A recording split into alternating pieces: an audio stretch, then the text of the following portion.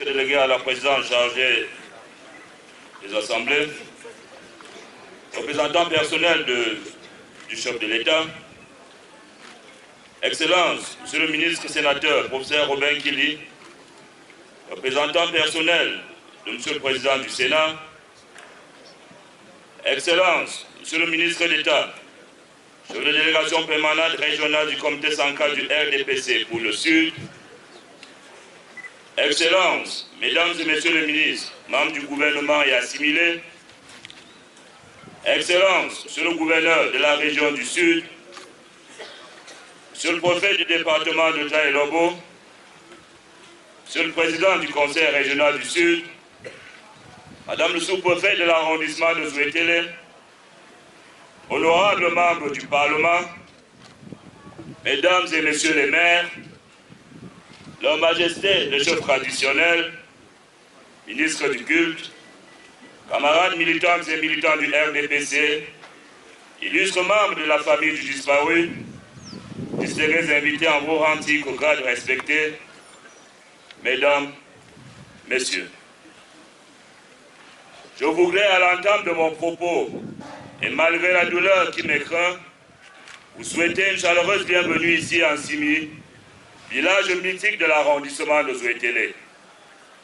Nous sommes tous venus rendre un dernier hommage au patriarche majesté sénateur Zam Oyono Calvin, par ailleurs membre titulaire du comité central du RDPC et qui fut jusqu'à sa mort président du groupe parlementaire RDPC au Sénat.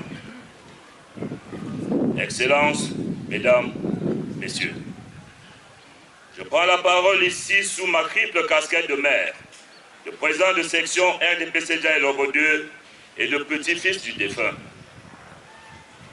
À Tita, à moins le Tout-Puissant, comme on s'appelait affectueusement, je m'adresse à toi pour la dernière fois, devant ce cercueil, la gorge serrée, la larme à l'œil. Je n'ai pas la prétention d'avoir le verbe aussi châtié que le tien. En fait, je n'ai pas eu le temps d'achever mes humanités à tes côtés. Aussi, je voudrais solliciter ta mansuétude et ta traditionnelle bienveillance pour qu'une fois encore, tu acceptes de lire mon cœur sans tenir compte de l'étroitesse de mon talent d'orateur. Je voudrais te dire toute mon attention, toute mon affection, toute mon admiration pour le brillant homme politique que tu as été. Reconnaissance pour le coaching dont j'ai bénéficié pendant tant d'années. Je m'incline devant la grandeur de l'homme.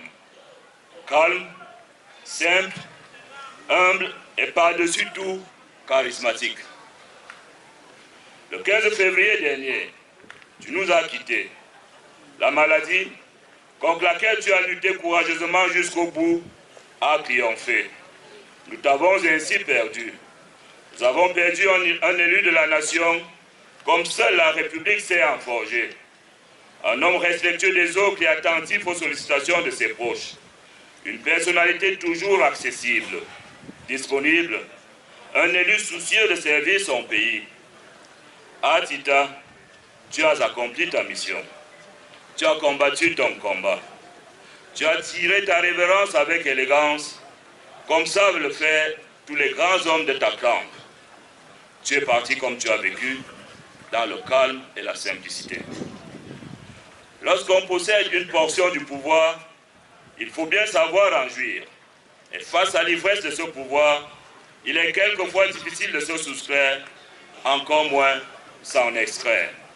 Je voudrais simplement t'avouer que si aujourd'hui, je ne me laisse pas séduire par l'orgueil et la mégalomanie, en versant dans une jouissance ostentatoire de ce pouvoir évanescent, c'est bien souvent grâce au souvenir de ton immunité et de ta simplicité qui, heureusement, n'ont jamais occulté tes grandes qualités humaines. Tu es pour moi un modèle de vertu, de courage, de dévouement, de foi, d'humilité et d'amour, et tu le resteras. Mesdames, Messieurs, je ne suis pas dit d'évoquer ici le parcours administratif ou politique du patriarche. Il y en a sûrement plus outillés pour le faire. Je vais juste évoquer quelques actions positives que j'ai eu l'occasion de piloter pour le compte de ce grand homme.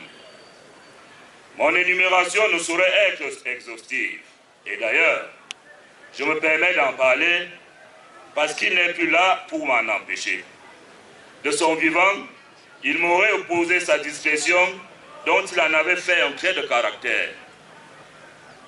Nous devons à ce grand homme, entre autres, la construction des salles de classe océtique de Zouétélé, devenue entre-temps lycée technique de Zouétélé, le paiement des salaires des enseignants vacataires du même établissement, le paiement des salaires des enseignants vacataires du CS de Simi-Meïla et du CETIC de Simi pendant plusieurs années, la fabrication de plus de 5500 tables bancs au profit d'établissements primaires et secondaires de Zouétélé, la mise à disposition de plus de 500 bourses scolaires aux jeunes étudiants de nos arrondissements, l'organisation de la cérémonie de célébration de l'excellence scolaire, au cours de laquelle les meilleurs élèves de l'arrondissement repartaient généralement avec des cartables remplis de fournitures scolaires.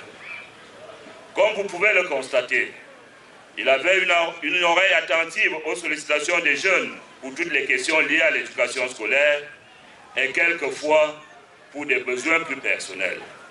L'Église n'était pas en reste. Il mettait à leur disposition le nécessaire pour leurs différentes réhabilitations. Parfois, engager des travaux de construction et ne manquait pas d'envoyer un appui important au cours de leurs multiples rencontres. Lorsqu'en 2020, nous faisions face à la pandémie à coronavirus, il a appelé le maire que je suis et a mis à ma disposition les moyens nécessaires pour barrer la route à ce fléau. En 2021, il m'a appelé cette fois comme fils du village pour initier les travaux de réhabilitation de cette route Zouétélé-Simi dont il a supporté la charge à 80%. Et je profite d'ailleurs de cette tribune pour rassurer nos populations que même comme le sénateur n'est plus là, notre route sera bientôt à nouveau réhabilitée. Et je peux me permettre de parler sous le contrôle du président du conseil régional du Sud. Chacun de nous a bénéficié de son infinie bonté et de sa traditionnelle générosité, moi en premier. Et c'est l'occasion de lui redire merci. Ah Tita, merci pour ta légendaire sollicitude. Il était partout, il intervenait partout, il tenait la main de tous. Et tout ceci, comme il aimait le dire, sans tambour ni trompette, dans la plus grande discrétion. Il refusait les honneurs, car, disait-il, les honneurs sont réservés à Jésus et à son Père. Et lui, il était un ouvrier au service de l'État et du peuple. Mesdames, Messieurs, le village Nsimi a perdu un chef. Les fonds de Zouétélé ont perdu un patriarche. Zouétélé a perdu un grand homme, une élite. La famille LDP Sédoudia et Lobodieu a perdu un grand militant. Le pays a perdu un haut commis de l'État, un grand acteur politique. La mort est terrible pour le défunt, puisqu'elle le fait comparaître devant la justice divine. Mais elle est encore plus triste pour les vivants. Elle est davantage terrible pour ceux qui restent dans l'antichambre de l'éternité, sans savoir quand sonnera la cloche de leur jugement. Il leur faut constamment se tenir prêt, comme le patriarche a su l'être. Hans Obot, j'aimerais pouvoir te rassurer, à la suite du célèbre écrivain belge Maurice Maeterlinck, que la tombe n'est pas plus redoutable que le berceau, car elle ouvre, elle aussi, sur un monde. Mais je pense que tu le sais déjà. Aujourd'hui, tu commences une nouvelle vie empreinte de sérénité, délivrée de la douleur qui continue de nous étreindre.